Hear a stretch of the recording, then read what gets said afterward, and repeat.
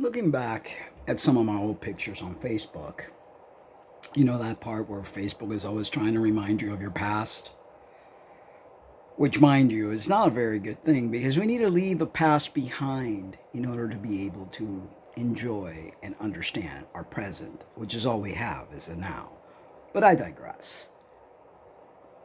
17 years ago, I undertook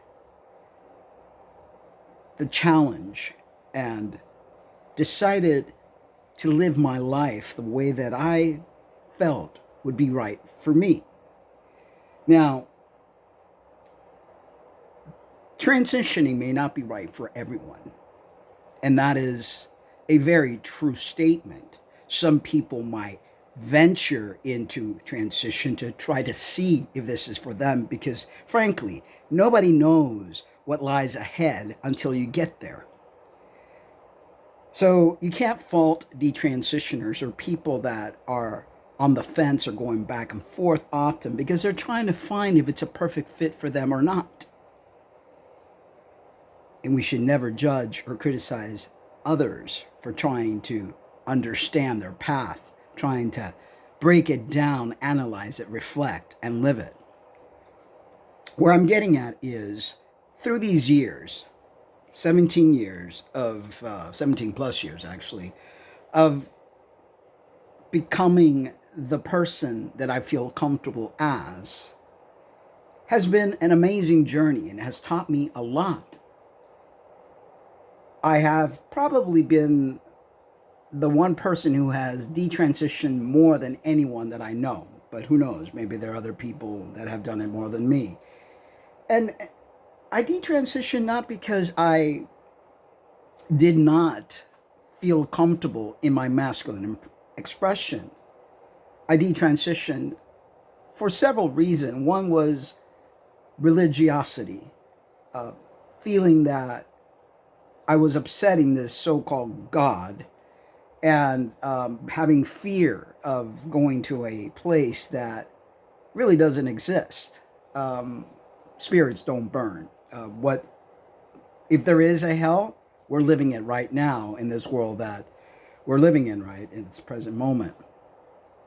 So between religiosity, between wanting to do so-called the right thing for a group of individuals and for individuals per se, or for trying to be accepted and loved, because kid yourself not, when you transition, not everyone's going to be a cheerleader on your corner. You're going to have a lot of ridicule, a lot of people who don't understand, who don't want to let go of the old you. So you will find a lot of hassle and friction. But I did learn one thing, that there is a difference between sex and gender. See, sex is biology. Your biological makeup is created for reproduction purposes. Two women can't reproduce, two men can't reproduce. So you need a male and a female for there to be reproduction. I mean, that's mathematically a correct statement. But just because you have a biological sex that allows you to be part of the reproductive system doesn't mean that that is the person that you feel comfortable as, because there are many things that take place in development in order for you to feel comfortable in your skin. There are spectrums that we have to deal with. There are some people that feel so uncomfortable in the skin that they're born in that they can't handle it at all. They become very suicidal. There's a lot of angst. There are other people that is not as bad. They wish there were something else, but it's not to the point where they want to get out. So we have to respect each other's feelings, needs, and yes, feelings are involved because everything that you do in life has a feeling. And you're feeling wrong for some reason, you're feeling that you could be in danger. Your feelings are your receptors that tell you what you can and cannot do. So, gender is something that is very misunderstood, misrepresented, and ridiculed often this day and age when someone says, I feel like I was born wrong. Well, what they're trying to tell you is that they don't feel comfortable in the representation that was given to them at birth because of their sex biology. Okay? So I think if we understood that there are two different things, but that sex is not the only thing, biology is not the only thing that matters.